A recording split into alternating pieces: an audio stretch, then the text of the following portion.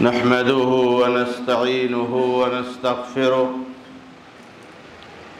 ونعوذ بالله من شرور أنفسنا ومن سيئات أعمالنا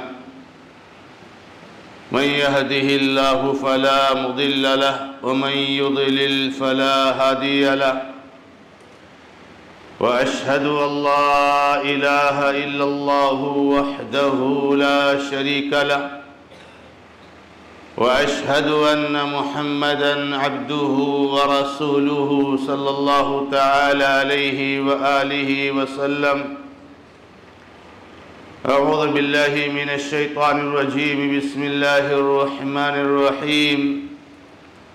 يا أيها الذين آمنوا اتقوا الله حق تقاته ولا تموتن إلا وأنتم مسلمون.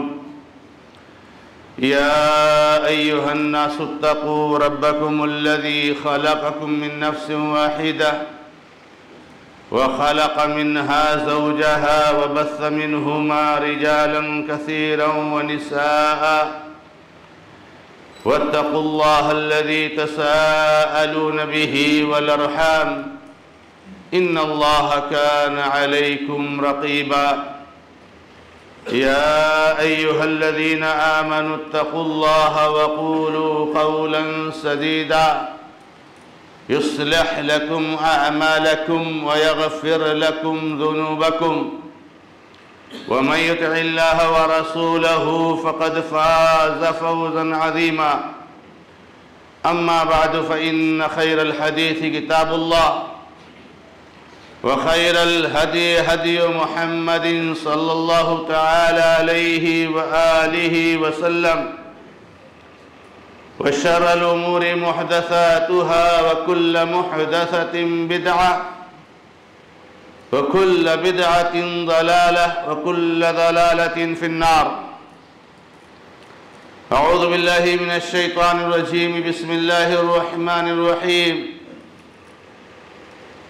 وأزلفت الجنة للمتقين غير بعيد هذا ما توعدون لكل أواب حفيظ من خشي الرحمن بالغيب وجاء بقلب منيب ادخلوها بسلام ذلك يوم الخلود لهم ما يشاءون فيها ولدينا مزيد. وقال الله تعالى في موضع آخر إن الذين قالوا ربنا الله ثم استقاموا تتنزل عليهم الملائكة ألا تخافوا ولا تحزنوا وأبشروا بالجنة التي كنتم توعدون نحن أولياؤكم في الحياة الدنيا وفي الآخرة ولكم فيها ما تشتهي أنفسكم ولكم فيها ما تدعون نزلا من غفور رحيم. وقال النبي صلى الله تعالى عليه وآله وسلم قل آمنت بالله ثم استقم. معزز اور معقر دینی اور ملی بھائیوں، بزرگوں، نوجوان دوستوں اور ملت اسلامیہ کی عظیم ماں اور بہنوں، اللہ رب العزت کا جتنا شکر ادا کیا جائے کم ہے کہ اللہ تبارک و تعالیٰ نے ہمیں اور آپ کو صحت اور تندرستی کے ساتھ 2 سالانہ عیدوں میں سے ایک عید منانے کی توفیق عطا فرمائی اور پھر فوراً اسی کے بعد اللہ رب العزت نے ہمیں اس لیے ایک موقع فراہم کیا کہ ہم ہفتے کی عید جمعہ کا دن، اس دن بھی ہم عید منائیں۔ اللہ رب العزت سے دعا ہے کہ رب العزت ہم نے جو عبادتیں انجام دی ہیں رمضان المبارک کے مہینے میں، اللہ رب العزت اسے اپنے فضل و کرم سے قبول فرمائے۔ آج کے خطبہ میں جس چیز کی طرف آپ کو متوجہ کرنا چاہتا ہوں وہ ایک بہت بڑا چیلنج ہے اور ایک بہت بڑا مسئلہ ہے جو ہمارے اور آپ کے سامنے کھڑا ہو جاتا ہے اور ہمارے سامنے آتا ہے رمضان المبارک کے مہینے کے گزرنے کے بعد، اور وہ یہ ہے کہ رمضان کے بعد ہماری زندگی کیسی ہونی چاہیے، یا دوسرے الفاظ میں رمضان کے مہینے کے بعد ہم عبادت میں کیسے استقامت اختیار کریں۔ کثیر تعداد بلکہ زیادہ تر مسلمان بھائی اور ہماری مائیں اور بہنیں ایسی نظر آئیں گے کہ رمضان کے بعد وہ بہت ساری عبادتوں سے غافل ہو جاتے ہیں، اور نوافل اور مستحبات اور فضائل تو دور کی بات ہے، فرائض 5 وقتہ نمازیں اور دیگر فرائض جن کے بارے میں اللہ تبارک و تعالیٰ نے قرآن کریم میں فرمایا ہے اقیموا الصلاۃ ولا تکونوا من المشرکین، نماز قائم کرو مشرکوں میں سے مت ہو جاؤ۔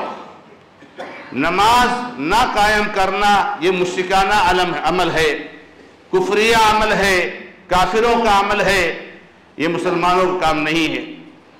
اس پر جتنا افسوس کیا جائے اور اس پر جتنا دکھ کا اظہار کیا جائے کم ہے کہ فضائل اور مستحبات تو میرے بھائیوں ایک الگ طرف ہیں، مگر ہم اور آپ فرائض سے ہی غافل ہو جاتے ہیں۔ اللہ کے بندو، ہمیں اور آپ کو یہ بات اچھی طرح سے معلوم ہے کہ ایک مومن کو، ایک مسلمان کو اللہ تبارک و تعالیٰ کی عبادت پوری زندگی کرنی ہے۔ کچھ خاص مہینوں میں کچھ خاص عبادتیں تو انجام دی جا سکتی ہیں، کچھ خاص مہینوں میں کچھ عبادتوں کے کچھ خاص فضائل بڑھ جائیں، لیکن ایسا کوئی وقت نہیں ہے اور ایسا کوئی مہینہ نہیں ہے کہ جس میں ہم اور آپ اللہ تعالیٰ کی عبادت سے روگردانی کر سکتے ہیں، ہم اعراض کر سکتے ہیں، منہ موڑ سکتے ہیں۔ اللہ رب العزت نے فرمایا وَاعْبُدْ رَبَّكَ حَتَّى يَأْتِيَكَ الْيَقِينُ، اپنے رب کی عبادت کیجئے یہاں تک کہ آپ کو یقین آ جائے، یعنی موت آ جائے۔ مرتے دم تک ہمیں اللہ تعالیٰ کی عبادت کرنی ہے۔ تو میرے بھائیوں، یہ سوال کہ رمضان کے بعد ہم عبادت میں کیسے استقامت اختیار کریں، اس کا جواب اس خطبے میں دینا چاہتا ہوں چند نکات میں۔ سب سے پہلا جو نقطہ ہے اور ہمارے استقامت کے لیے بہت بڑا مددگار جو ثابت ہو سکتا ہے، بہت بڑا وسیلہ اور ذریعہ بن سکتا ہے، وہ یہ ہے کہ ہم اللہ رب العزت سے دعا طلب کریں، اللہ تعالیٰ سے استعانت کریں، اللہ تبارک و تعالیٰ سے مدد طلب کریں، کیونکہ چاہے رمضان ہو یا غیر رمضان ہو، ہم جو بھی عمل انجام دیتے ہیں، چاہے وہ چھوٹا عمل ہو اور چاہے وہ بڑا عمل ہو، وہ اللہ تبارک و تعالیٰ کی توفیق اور اللہ تبارک و تعالیٰ کے فضل اور اللہ تبارک و تعالیٰ کے احسان کے بغیر ممکن نہیں ہے۔ ہمارے اندر کوئی طاقت نہیں ہے، ہمارے اندر کوئی ایسی صلاحیت نہیں ہے، ہمارے اندر کوئی ایسی قوت نہیں ہے کہ ہم کوئی عمل انجام دے سکیں، مگر جب تک اللہ تبارک و تعالیٰ کی توفیق نہ ہو۔ تو اس چیز کا اعتراف کرتے ہوئے، اس چیز کو محسوس کرتے ہوئے، ظاہر سی بات ہے کہ جس کے پاس سب طاقتیں ہیں، جس کے پاس ساری قدرتیں ہیں اور جو چاہتا ہے وہ کرتا ہے، ہمیں اور آپ کو اس سے لو لگانا پڑے گا، ہمیں اور آپ کو اس سے روزہ گرانا پڑے گا، ہمیں اور آپ کو اللہ تعالیٰ سے گریہ بیزاری کرنی پڑے گی، دعائیں کرنی پڑیں گی۔ تو اس بات کا احساس کہ عبادت صرف اللہ تبارک و تعالیٰ کی توفیق سے ممکن ہے، ہماری طاقت کچھ نہیں بغیر اللہ کی توفیق کے بغیر، یہ اعتراف استقامت کی شروعات ہے۔ جب آپ کے اندر یہ چیز پیدا ہو جائے گی تو یہاں سے استقامت کی شروعات ہوگی۔ اور اگر کوئی بندہ خوش فہمی کا شکار ہوتا ہے کہ وہ اپنی طاقت اور اپنی قوت سے اللہ تبارک و تعالیٰ کی عبادت کرتا ہے، تو بلا شک و شبہ اللہ تبارک و تعالیٰ ایسے لوگوں کو اس کی ذات کے حوالے کر دیتا ہے، اور اللہ تبارک و تعالیٰ جس کو اس کی ذات کے حوالے کر دیتا ہے، جب ہم اپنی ذات کو کچھ نہیں سمجھیں گے، کوئی طاقت اور قدرت والا نہیں سمجھیں گے، ساری قدرتیں اور طاقتیں اللہ کے حوالے کریں گے، تو اللہ تعالیٰ ہماری مدد کرے گا۔ اور جب ہم اپنے آپ کو سمجھیں گے کہ ہمارے اندر کوئی قوت ہے اور کوئی قدرت ہے، کوئی طاقت ہے، تو اللہ تعالیٰ کہے گا کہ جب تمہارے اندر قدرت اور طاقت ہے تب ٹھیک ہے، تم اپنا معاملہ دیکھ لو۔ اللہ تعالیٰ کو اس کے حوالے کر دے گا، اور اللہ رب العزت جس کو اس کی نفس کے حوالے کر دے گا اس کا انجام ہلاکت اور بربادی ہے۔ اللہ کے نبی محمد رسول اللہ صلی اللہ علیہ وسلم کی ماثور اور بکثرت جن دعاؤں کو پڑھتے تھے، اللہم رحمتک ارجو فلا تکلنی الی نفسی طرفۃ عین واصلح لی شأنی کلہ لا الہ الا انت۔ اے اللہ تیری رحمت کی مجھے امید ہے، تو مجھے مجھ کو میرے حوالے نہ کر، مجھے تو میرے حوالے نہ کر، بلکہ میرا کارساز تو رہا، میرا نگراں تو رہا، تو ہی سب کچھ کرنے والا ہے، تو ہی میری حفاظت کرنے والا ہے، میں کچھ نہیں کر سکتا، تو میرے حوالے مت کر۔ اور اللہ کے نبی علیہ السلام نے کہا پلک جھپکنے کے برابر بھی تم میرے حوالے مجھے مت کرنا، کیونکہ میرے اندر کچھ ہے ہی نہیں، جو ہے سب کچھ تو ہے، لہذا تیری رحمت کی امید ہے۔ اللہ تبارک و تعالیٰ سے یہ امید رکھنا اور اللہ تعالیٰ سے دعائیں کرنا، اللہ تعالیٰ سے رونا اور گڑگڑانا، گریہ وزاری کرنا۔ اللہ کے نبی محمد رسول اللہ صلی اللہ علیہ وسلم جو دعائیں بکثرت پڑھتے تھے، اللہ کے نبی علیہ السلام کی دعاؤں کی کیا ضرورت تھی؟ آپ کا جو مقام تھا، آپ کا جو رتبہ تھا، اس مقام سے اس رتبہ سے آپ کو کوئی ہلا نہیں سکتا تھا۔ ہمارے اور آپ کے رتبہ کا تو کوئی پتہ ہی نہیں ہے، ہم کتنے پانی میں ہیں، ہم کہاں ہیں، ہم جنت کے دروازے پر ہیں یا جہنم کے گڑھے کے کنارے ہیں۔ اللہ تبارک و تعالی ہماری حفاظت فرمائے۔ اللہ کے حبیب محمد رسول اللہ صلی اللہ علیہ وسلم یہ بکثرت دعا کرتے، اللہم مقلب القلوب ثبت قلبی علی دینک۔ اے اللہ تو دلوں کا پلٹنے والا ہے، الٹنے والا ہے، تو میرے دل کو اپنے دین پر جما دے۔ اللہم مصرف القلوب صرف قلبی علی طاعتک۔ اے اللہ تو دلوں کو الٹنے اور پلٹنے والا ہے، میرے دل کو اپنی اطاعت پر، فرما برداری پر تو پھیر دے مولا۔ تیری روگردانی کی طرف نہ لے جا، تجھ سے اعراض کی طرف نہ لے جا، تجھ سے منہ موڑنے کی طرف نہ لے جا، بلکہ میرے دل کو تیری اطاعت اور فرمانبرداری پر پھیر دے۔ تو میرے بھائیوں، یہ سب سے اہم وسیلہ ہے کہ بندہ اللہ رب العزت سے دعا کرے۔ انبیاء کرام علیہ السلام دعا کرتے تھے، اسلاف امت دعا کرتے تھے، اللہ تعالیٰ سے توفیق کی بھیک مانگا کرتے تھے، روتے تھے، گڑگڑاتے تھے۔ لہذا ایک مومن کو اللہ تعالیٰ سے بکثرت دعائیں کرنی چاہیے۔ دوسری بات میرے بھائیوں، دوسرا وسیلہ اور ذریعہ جو ہمیں اور آپ کو استقامت پر مضبوطی کے ساتھ قائم رہنے کا موقع فراہم کرے گا کہ ہم محنت کریں میرے بھائیوں، ہم محنت کریں، ہم صبر کریں، ہم خوب زیادہ اپنے آپ کو ابھاریں، ہم خوب زیادہ اپنے آپ کو تیار کریں۔ کیسے آپ نے ذہن بنا لیا تھا کہ مجھے رمضان بھر روزہ رکھنا ہے؟ دنیا کے بہت سارے لوگ روزہ نہیں رکھتے تھے، مگر آپ نے رکھا۔ 13 گھنٹہ کا ہو یا 14 گھنٹے کا ہو، بھوک پیاس شدت کی لگی ہو، آپ نے سوچ لیا ہے کہ مجھے روزہ رکھنا ہے تو رکھنا ہے، مجھے قیام کرنا ہے تو کرنا ہے۔ ایسے ہم اور آپ یہ موڈ بنا لیں، یہ ذہن بنا لیں اور اپنے آپ کو تیار کر لیں کہ مجھے اپنی پوری زندگی اللہ تعالیٰ کی عبادت کرنی ہے، پھر کوئی طاقت آپ کو اس سے ہٹا نہیں سکتی ہے انشاءاللہ۔ لہذا ہمیں چاہیے کہ ہم محنت کریں۔ میرے بھائیوں، دنیوی لذات سے پڑ جانا اور دنیوی شہوات سے پڑ جانا اور نرم گرم بستروں پر آرام کرنا یہ مومن کی شان نہیں ہے، یہ مومن کے لیے وقت نہیں ہے۔ اللہ کے نبی علیہ السلام کے بارے میں آپ جانتے ہیں کہ نبی علیہ السلام کس طریقے سے اللہ تعالیٰ کی عبادت کرتے تھے۔ امام احمد بن حنبل رحمہ اللہ سے سوال کیا گیا کہ ایک مومن کو راحت کب نصیب ہوتی ہے، آرام کب کرنے کو ملتا ہے؟ تو امام احمد رحمہ اللہ نے کہا کہ مومن کو آرام اس وقت نصیب ہوگا جب وہ جنت میں اپنے قدم کو رکھ دے گا، اس سے پہلے آرام نہیں میرے بھائی۔ کیوں آرام کر رہے ہو فجر کی نماز چھوڑ کر کے؟ کیوں آرام کر رہے ہو نمازیں چھوڑ کر کے؟ مومن کے لیے آرام نہیں ہے، مومن کے دل میں یہ بیٹھ چکا ہے کہ مجھے جنت تک جانا ہے۔ میرے بھائیوں، ہماری زندگی یہی ختم نہیں ہوتی ہے کہ ہم مر جائیں گے، ہماری زندگی جہاں ختم ہوتی ہے دنیا کی، اس کے بعد تو ہماری اصل زندگی شروع ہوتی ہے۔ تو امام احمد بن حنبل رحمۃ اللہ علیہ کہتے ہیں مومن کے آرام کرنے کا وقت ہوگا جب وہ جنت میں اپنا قدم رکھ دے گا۔ امام شافعی رحمۃ اللہ علیہ کہتے ہیں کوئی بھی آدمی جو سمجھدار عقل مند ہے اس کے لیے مناسب نہیں ہے کہ وہ اپنے آپ کو آرام پہنچائے، کیونکہ یہ دنیا کی زندگی ہے، تھکاوٹ کا نام ہے، محنت کا نام ہے، مشقت کا نام ہے، اور مومن کو اس وقت مشقت اور تھکاوٹ اس کی ختم ہوگی، آرام نصیب ہوگی جب وہ اللہ تبارک و تعالیٰ سے ملاقات کر لے گا۔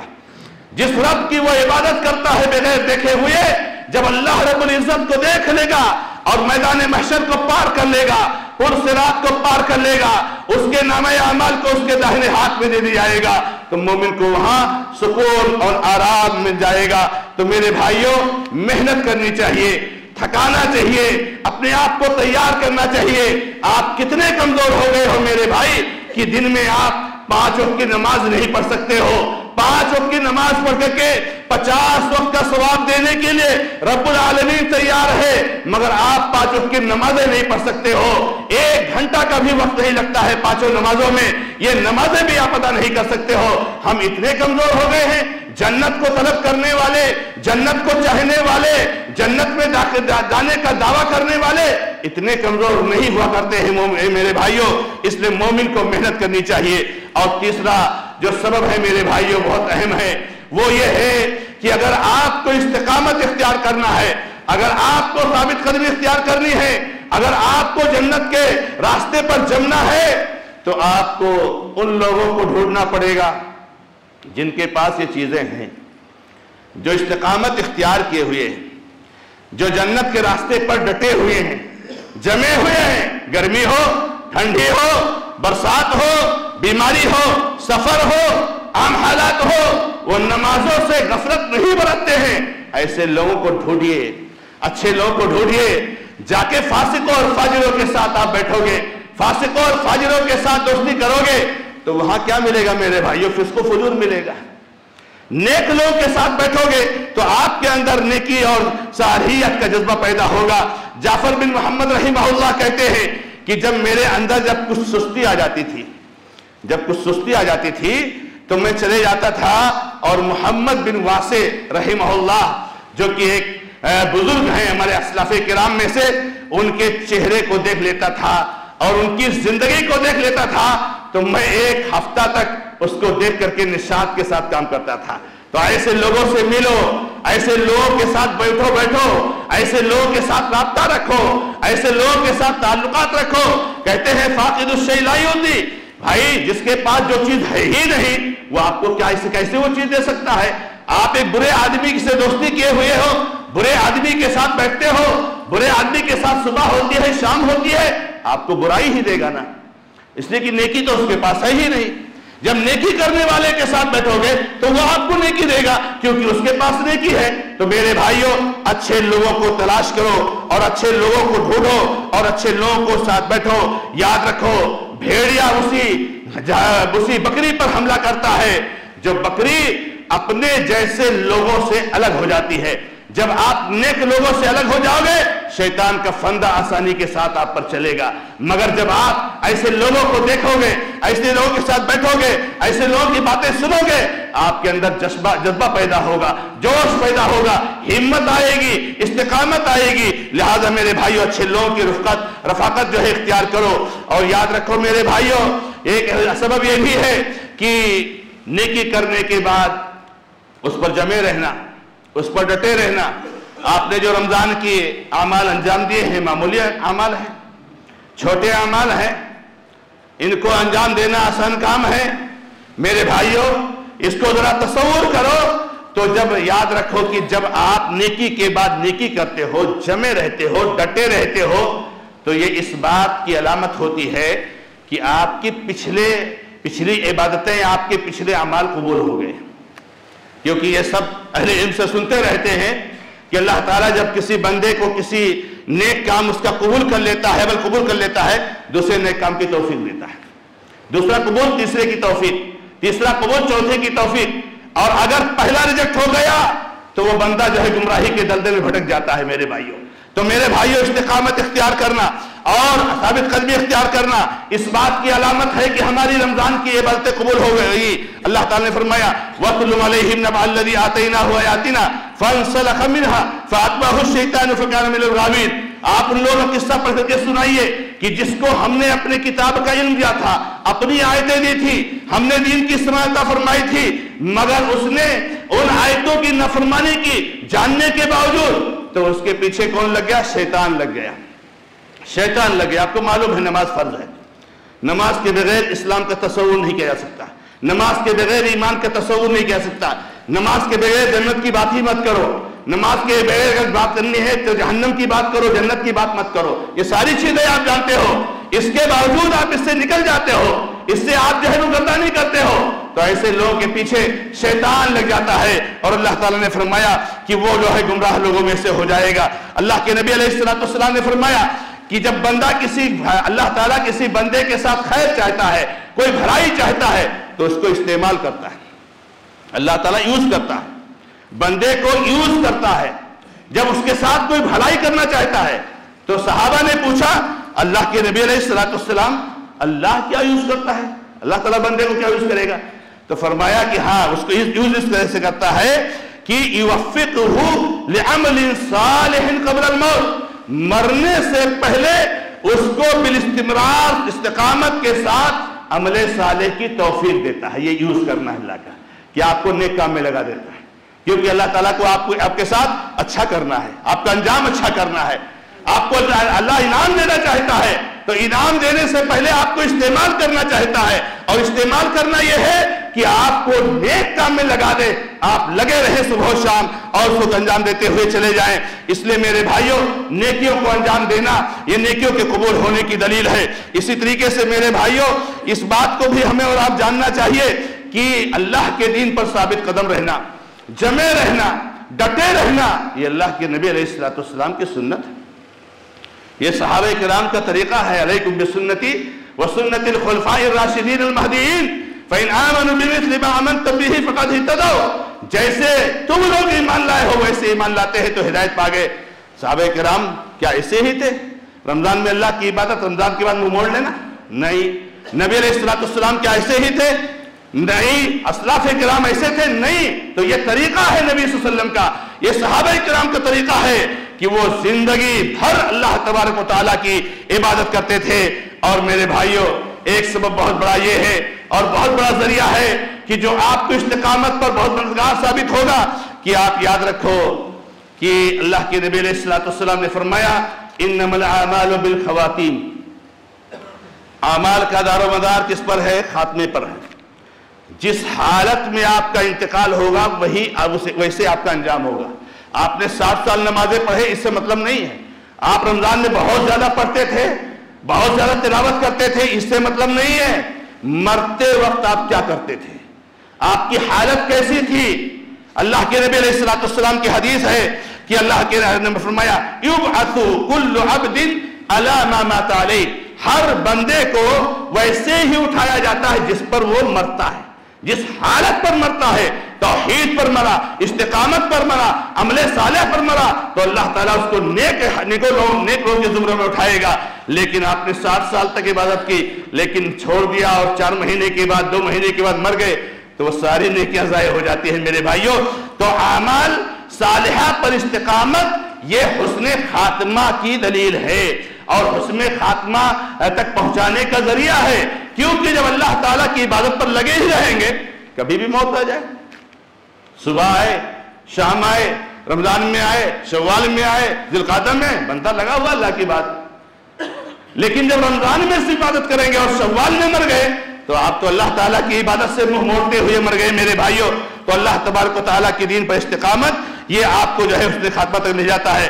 اسی طریقے سے اس بات کا اہتمام کرنا کہ دل کو صحیح کریں، دل کو درست کریں، دل کی اصلاح کریں، تنہائی بیٹھ کر دل کی اصلاح کریں، سوچیں میرے دل میں کیا کمیاں موجود ہیں، کیا کوتاہیاں ہیں، اس کو صحیح کیجئے، اس کو درست کیجئے، کہ دل کی اصلاح یہ بندے کو جو ہے کیا نام ہے عمل صالح کی طرف لے جاتا ہے۔ اللہ کے نبی علیہ السلام نے فرمایا کہ جسم میں ایک ٹکڑا ایسا ہے کہ اگر وہ صحیح ہو جائے تو آدمی کا پورا جسم اور پوری زندگی صحیح ہو جائے، اور اگر وہ بگڑ جائے تو پورا جو ہے کہ پوری زندگی بگڑ جائے، پورا جسم بگڑ جائے۔ سفیان ثوری رحمہ اللہ کہتے ہیں ما علجت شیئا اشد علی من نفسی، میں نے اس چیز میں اتنی محنت کی ہی نہیں جتنی محنت میں نے دل کی اصلاح میں کی۔ دلوں کی اصلاح کرو، تزکیۃ القلوب کی طرف توجہ دو۔ قد افلح من زکاہا قد افلح من تزکا، یہ دلوں کی یزکیہم اللہ کے نبی علیہ السلام کا وصف ہے، تو دلوں کی اصلاح کی طرف توجہ کیجئے۔ آٹھواں سبب ہے کہ اللہ کی کتاب کو پڑھیے، ترجمہ کے ساتھ پڑھیے، سمجھیے، اس کو تدبر کیجئے، اس کے واقعات پر غور کیجئے، اس کے معانی پر غور کیجئے۔ یہ آپ کے لیے استقامت کا سب سے بڑا ذریعہ ہے۔ ہمت آئے گی کیسے لوگ تھے توحید پر جمے ہوئے تھے، کیسے لوگ تھے اللہ تعالیٰ کی استقامت پر جمے ہوئے تھے۔ اللہ کی کتاب کو پڑھیے، اور اسی طریقے سے میرے بھائیوں نویں چیز ہے کہ اس دنیا کی حقارت کو دیکھتے رہیے۔ کتنی حقیر سے دنیا ہے، صبح سے شام تک کہاں بھاگ رہا ہوں، کس کے پیچھے بھاگ رہا ہوں، جس کے بارے میں اللہ کے نبی علیہ السلام نے فرمایا کہ مچھر کے پر کے برابر یہ دنیا نہیں ہے۔ رات بھی لگا رہے ہو، دن بھی لگا رہے ہو، صبح بھی شام سب لگا رہے ہو، اس دنیا کے پیچھے جو پر ایک مچھر کے پر کے برابر نہیں ہے۔ تو یہ میرے بھائی اتنی حقیر دنیا ہے۔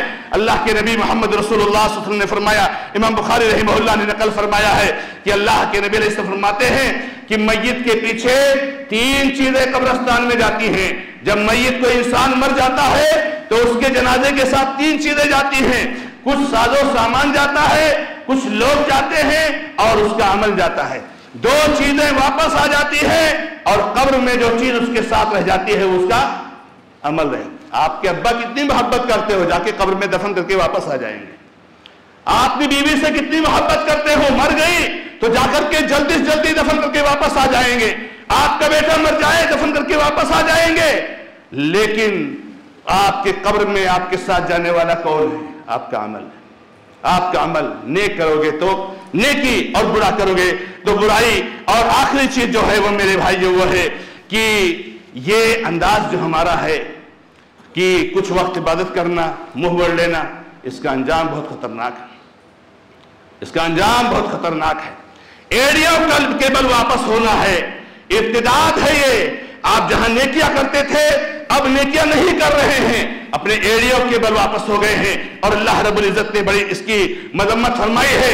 اسی لیے ہمیں جو ایک خاص دعا سکھائی، ربنا لا تزغ قلوبنا بعد اذ ہدیتنا وہب لنا من لدنک رحمہ انک انت الوہاب۔ اے اللہ ہمارے دلوں کو ٹیڑھا مت کر جبکہ تو نے ہمیں ہدایت دے دی ہے، ہمیں تو نے رمضان میں عبادت کی ہدایت دی، توفیق دی، اب ہمارے دلوں کو ٹیڑھا مت کرنا جبکہ ہدایت مل چکی ہے، اور اپنی طرف سے رحمت عطا کر دے تو بہت زیادہ دینے والا اور عطا کرنے والا ہے۔ لہذا میرے بھائیوں، اللہ کے بندو، ابھی یہ وقت ہے، ابھی رمضان گیا ہے، اگر آپ بھی جم جاؤ، اگر ہمت باندھ لو، اگر آپ عزم مصمم کر لو، دنیا کی کوئی طاقت آپ کو ہٹا نہیں سکتی ہے۔ لہذا اللہ رب العزت کی عبادت پر استقامت اختیار کرو، ایڑیوں کے بل واپس ہونے سے بچو، ارتداد سے بچو، اس طریقے سے گمراہی کی طرف واپس آنے سے بچو۔ اللہ کے لیے نمازیں پڑھو، 5 وقتہ نمازیں، اور اللہ رب العزت جو فرض کیے ہیں ان کو ادا کرو، ہر محرمات سے بچو، اور اللہ رب العزت کو خوش کرنے کے لیے عبادت انجام دو۔ رب العالمین سے دعا ہے کہ اللہ تعالی ہمیں اور آپ کو برائیوں کی طرف واپس ہونے سے بچائے، ہماری حفاظت فرمائے۔ اللہ تعالی ہمیں نیکیوں پر استقامت عطا فرمائے۔ اللہ تعالی ہمیں جم کر اللہ تعالی کی بات کرنے کی توفیق عطا فرمائے، اور مرتے دم تک ہمیں اللہ تعالیٰ کی بات کرنے کے اللہ رب العزت توفیق عطا فرمائے۔ بارک اللہ لی و لکم فی القرآن الکریم ونفعنی و ایاکم بالآیات و ذکر الحکیم، انہ تعالی جواد کریم علیکم رؤوف الرحیم۔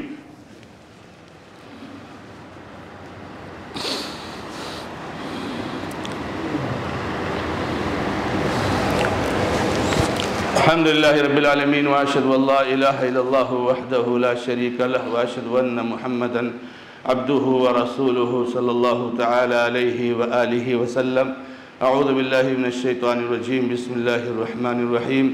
إن الله وملائكته يصلون على النبي يا أيها الذين آمنوا صلوا عليه وسلموا تسليما اللهم صل على محمد وعلى آل محمد كما صليت على إبراهيم وعلى آل إبراهيم إنك حميد مجيد اللهم بارك على محمد وعلى آل محمد كما باركت على إبراهيم وعلى آل إبراهيم إنك حميد مجيد ربنا ظلمنا أنفسنا وإن لم تغفر لنا وترحمنا لنكونن من الخاسرين ربنا آتنا في الدنيا حسنة وفي الآخرة حسنة وقنا عذاب النار ربنا اغفر لنا ذنوبنا وإسرافنا في أمرنا وثبت أقدامنا وانصرنا على القوم الكافرين اللهم أعز الإسلام والمسلمين في فلسطين اللهم انصر إخوان المسلمين في فلسطين اللهم كن لهم ناصرا ووليا ونصيرا اللهم حفظهم حفظا عزيزا اللهم كن لهم عونا ونصيرا اللهم عليك بأعدائك وأعداء الدين اللهم إنا نجعلك في نحورهم ونعوذ بك من شرورهم أقول قولي هذا وأستغفر الله لي ولكم وسائر المسلمين فاستغفروه إنه الغفور الرحيم الحمد لله رب العالمين